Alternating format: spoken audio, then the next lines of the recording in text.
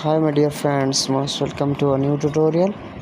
First of all, like and subscribe to my YouTube channel and press the bell icon for the more updates. And then we are going to start the video. In this tutorial we will discuss that as another approach to creating unique design with shapes.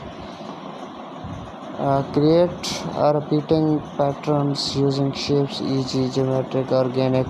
Experiment with different shape combination and arrangements. Shape distortion. Use shape distortion touches techniques to create unique and interesting design. Experiment with different distortion method and settings. Thanks for watching. Don't forget to subscribe our YouTube channel.